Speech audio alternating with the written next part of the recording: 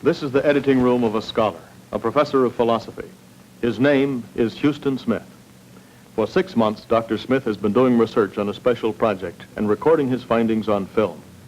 His purpose has been more than usually serious and profound. He's made an attempt to discover America's own moral answers to 16 of the most basic public and private issues that Americans face. In his search, Dr. Smith has traveled thousands of miles and asked literally hundreds of questions. He's talked with scholars and statesmen, newspaper editors and economists, philosophers and politicians. Tonight, from these priceless film records of that journey, Dr. Smith has drawn together what he believes are America's best answers to another basic problem of our future. Tonight on The Search for America.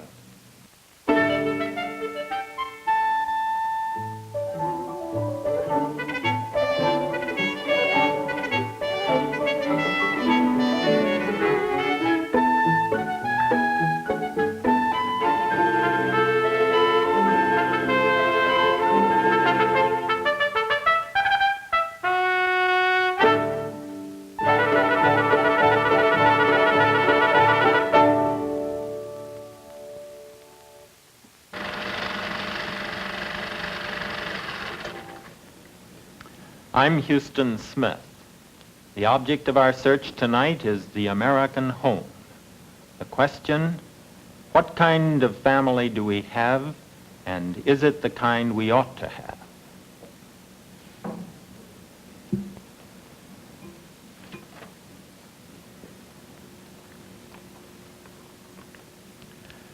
Though it's the most intimate and personal institution in our society, the American family has become a public issue, pawed over by sociologists, preached over by clergymen, clucked over by marriage counselors. There is perhaps no other subject that provokes as immediate an interest. Every daily newspaper in our country will have at least one writer who does nothing but write about family problems. When I began my search into this institution, I knew, of course, that the American family was the bedrock of our society. As that institution which transmits to each oncoming generation two things. First, the primary values that will guide it throughout its career, and second, the primary inner resources it will have for pursuing these values. The fate of every nation ultimately is decided in its homes. I knew, too, that the American family was changing. What I didn't know was how it's changing, nor did I know that my search into this institution was going to provide me with more surprises than I found on any other issue in this series.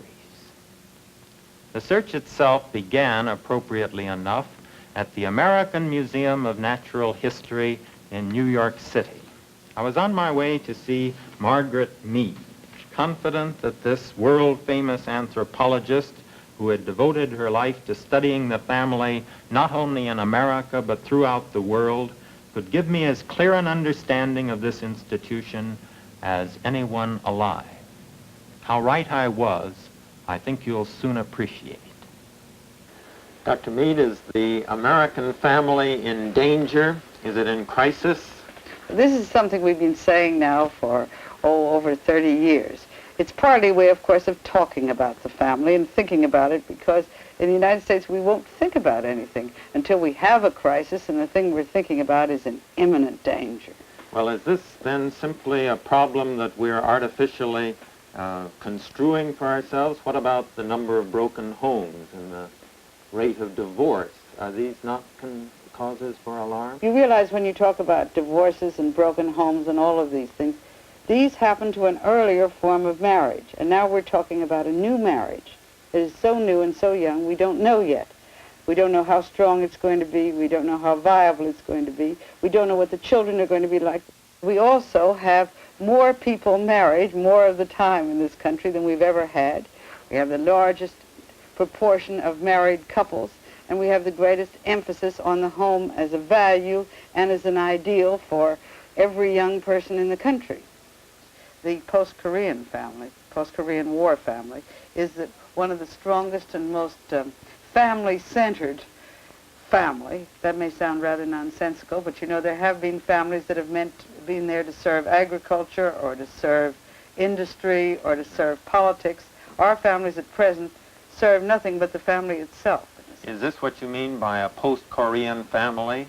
Partly. That with World War II, our parents began being willing to subsidize young marriages, even if people weren't ready to be married yet, just as they did in World War I. But in between World War I and World War II, and immediately after World War II, they went back to the older American notion that young people had to become economically independent before they could marry.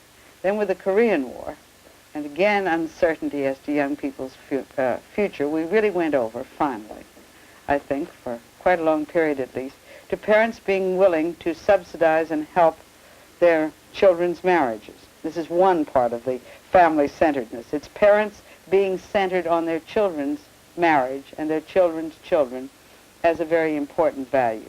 Are there any other positive values which have come into the family picture since Korea, or is this the central? Well, there's also, of course, a much greater interest on having children. Some people may think this is a little excessive. Young people used to think that they wanted to be married perhaps for 3 or 4 years, they hoped, before the first baby came. Now they want the first baby at once and the second baby almost at once.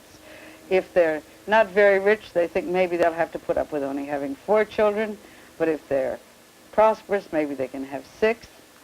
Who wants these babies, both the mother and the father? I think the young fathers want them even more than the young mothers, on the whole. The young fathers have had a chance since World War II to see a great deal of their babies due to housing conditions and absence of servants and absence of sitters, and they've become enamored, I don't think there's really any other word one can use, with little babies. And of course they want another little baby every year.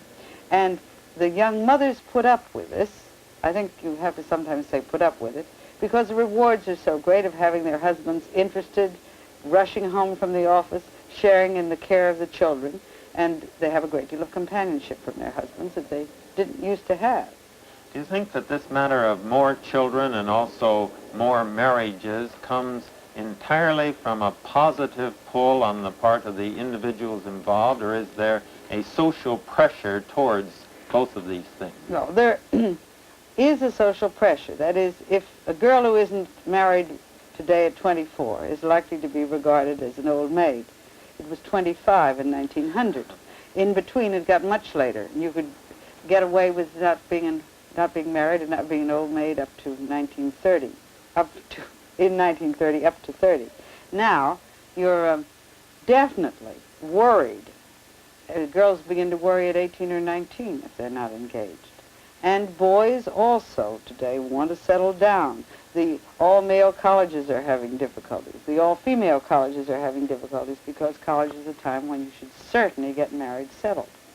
Well, do you think that these pressures towards marriage are sound, or do they trespass to some extent on the individual's freedom?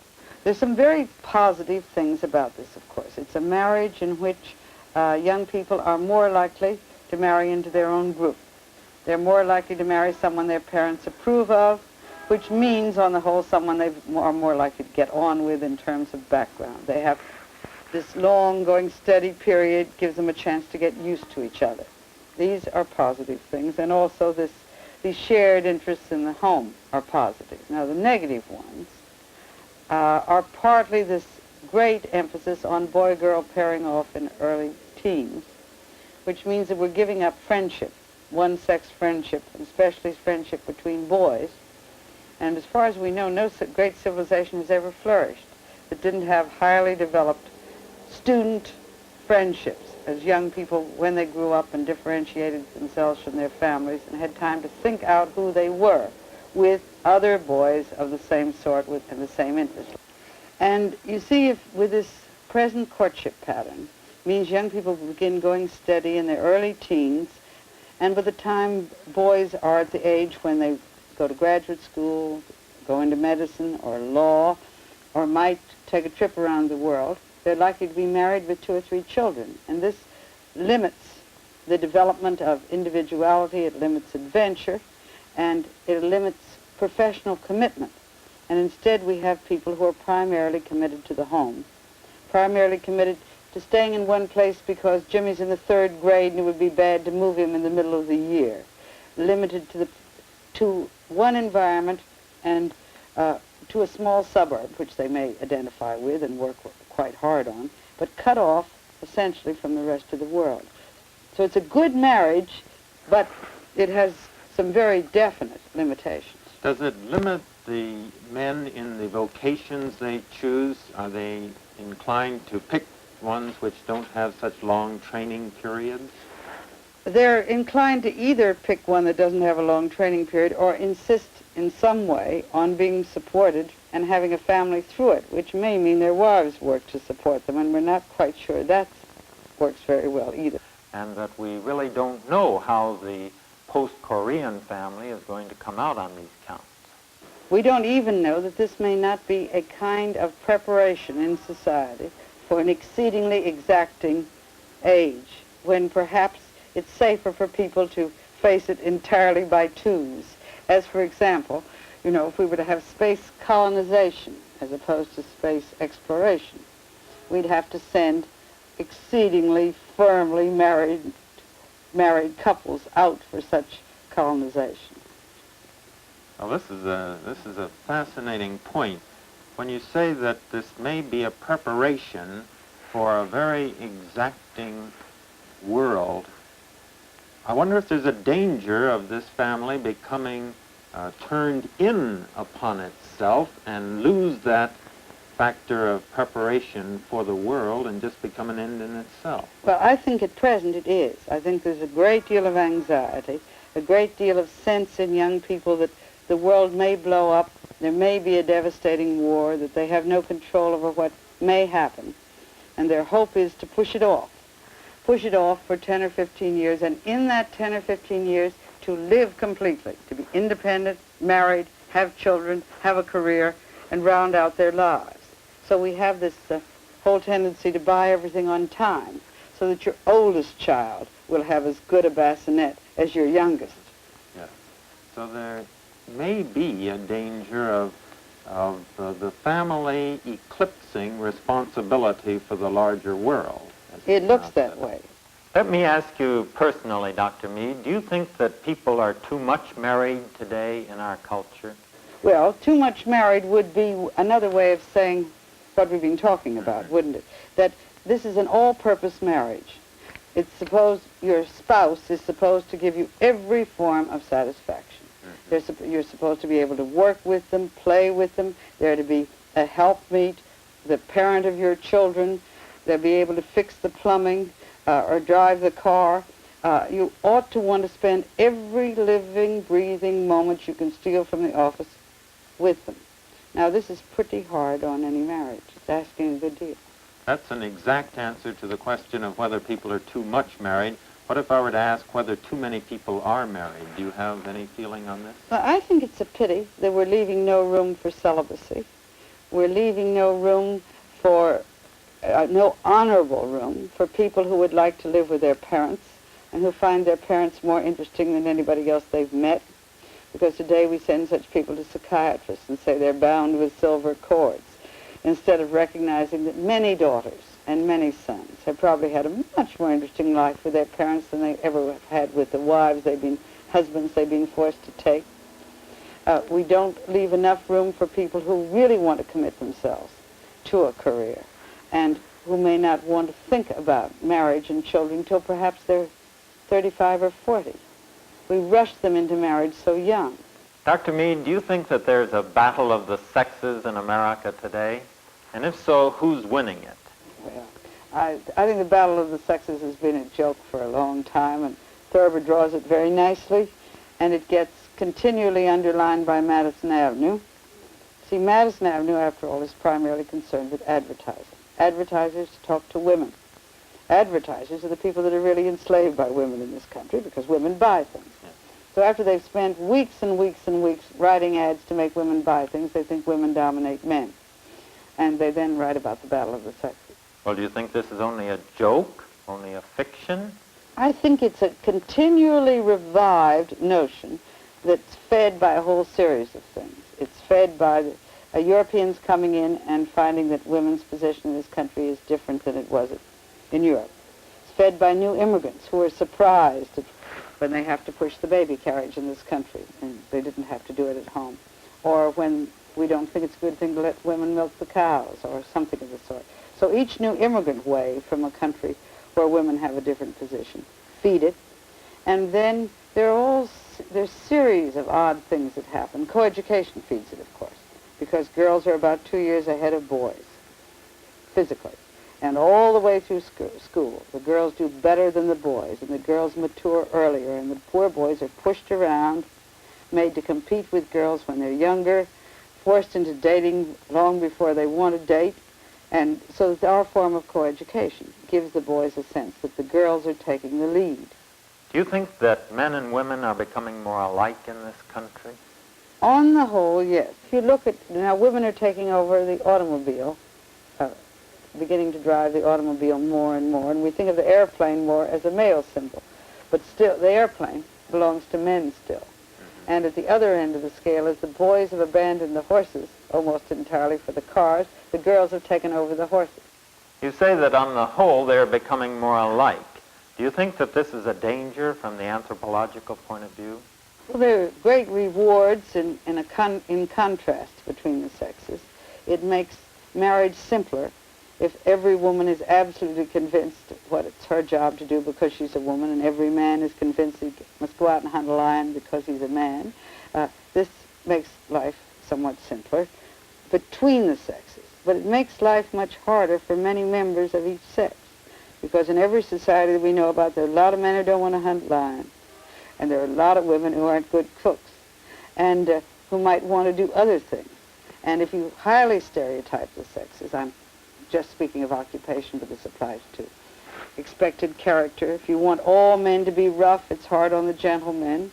If you want all women to be gentle, it's hard on the rough women. If you want all men to be taciturn and patient and all women chattery and gay, again, you're penalizing many people in each group. Values lost and gained in either case, so it's impossible really to make a value judgment about whether this convergence is a good thing. Well, we could make this kind of a judgment, and that is that for the first time in civilized history, as far as we know, and you know we don't know too much about the home life of ancient Egypt, but as far as we know, this is the first time in civilized history where babies have been brought up by men to any extent. Now, we don't know what the results are going to be. It may make an entirely new kind of human being, a child that is cared for as much as an infant by a father as a mother, because in the past, both sexes have been cared for by women, which meant the males had to work to differentiate themselves from their mothers, and the girls could just relax and identify. And this had all sorts of implications in personality. This may change. Each sex now will be brought up by both sexes, and we may make a much more rounded kind of person. Dr. Mead, do you think that it's possible to have a society in which the family is not the basic unit? We've never found one yet. There are societies that have tried it. The Soviet Union tried it and has gone back to one of the most rigid family forms that we've known for many years. Nazi Germany tried it, and Nazi Germany didn't survive. Communist China tried it for a brief period in their early history. But even those societies that have had a doctrine that was definitely against the family have found they had to go back to the family, because we know no other way of turning a child into a full human being. The next day, across the city and some 50 blocks downtown, I had an appointment with a man whose profession includes dealing with the American family. His name was Dr. Bertram Beck, and he is Associate Executive Director of the National Association of Social Workers, a dull-sounding title that gave me very little clue to the brilliant and intense man I was about to meet. Dr. Beck, is the family today in crisis? Is it actually disintegrating, or is it, as some would say, in a period of transition? I would say that it is in a period of transition, a period of change. In what ways specifically is the family changing today? Well, I would say, for one thing, the family is becoming a more democratic institution. That is, there is more of an opportunity for the voice of all members of the family to be heard. That's one important change. Another way in which it is changing is that there is more leisure time available to all members of the family. More opportunities, I don't say that they are together, but more opportunities to be together. I think there is more of an interest in family life. What strikes you as the most common mistake that parents today make in the raising of their children? One of them, I think, and a very important one, is lack of consistency. That is where something is wrong one day and right the next, where children are loved to death one day and then kind of given the cold shoulder the next.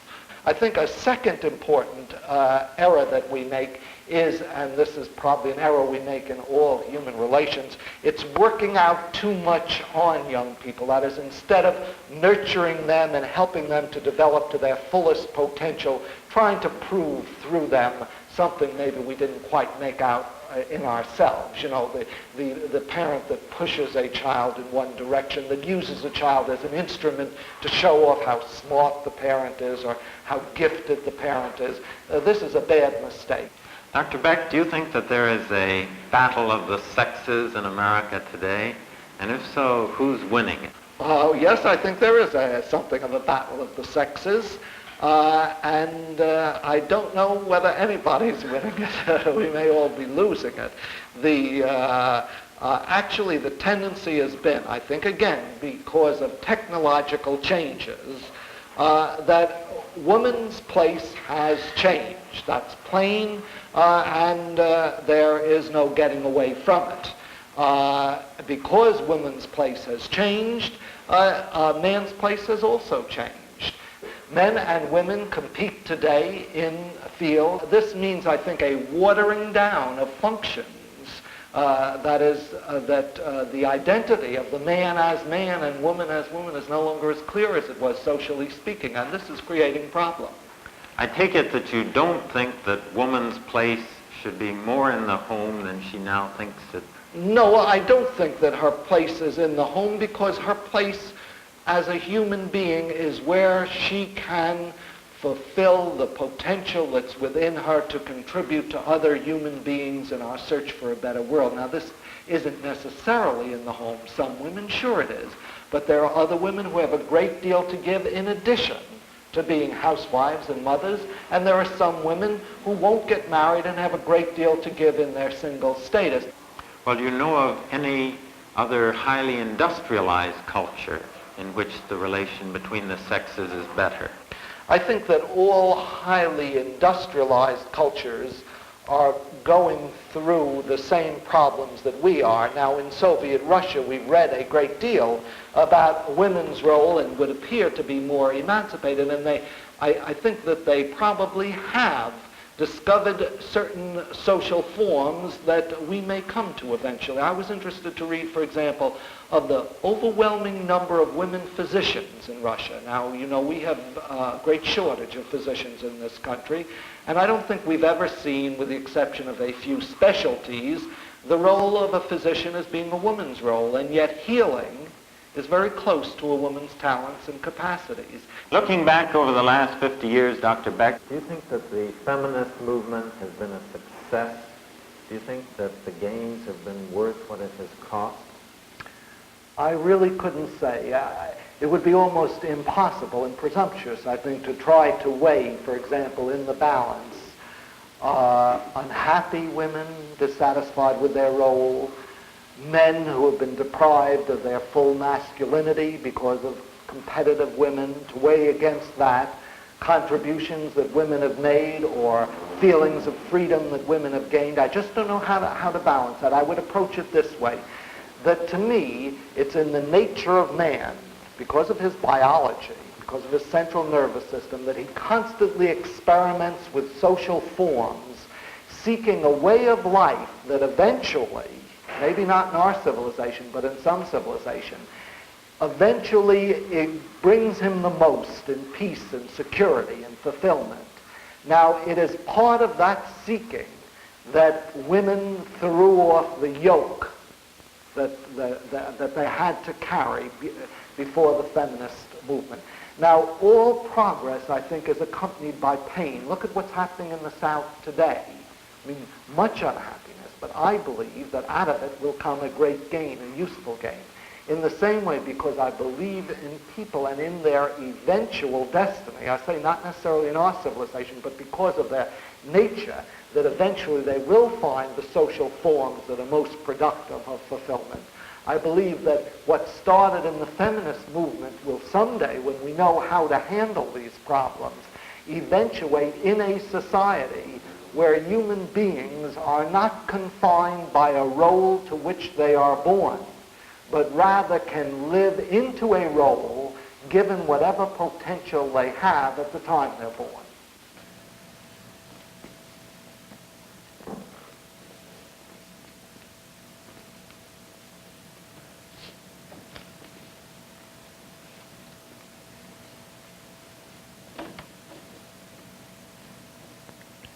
More than any other inquiry in this series, this one into the American home left me encouraged. Not that we don't have some problems. Both Dr. Mead and Dr. Beck have mentioned several. There's the pressure on people forcing them into marriage. There's the pressure for them to marry young, so young that the normal experiences connected with the freedom of the single state are foreshortened. There's our tendency to be inconsistent in our treatment of our children, and also our tendency to try to live our lives through them. But these, it seems to me, are minor things compared with our greater interest in the family, our seemingly greater love of children, and our tendency to find more of our life satisfactions within the home. If now we can only keep the family from becoming ingrown, if we can keep our concern for togetherness from eclipsing our concern for community, world, and nation, then perhaps we may be on our way to building a better family than America has ever known.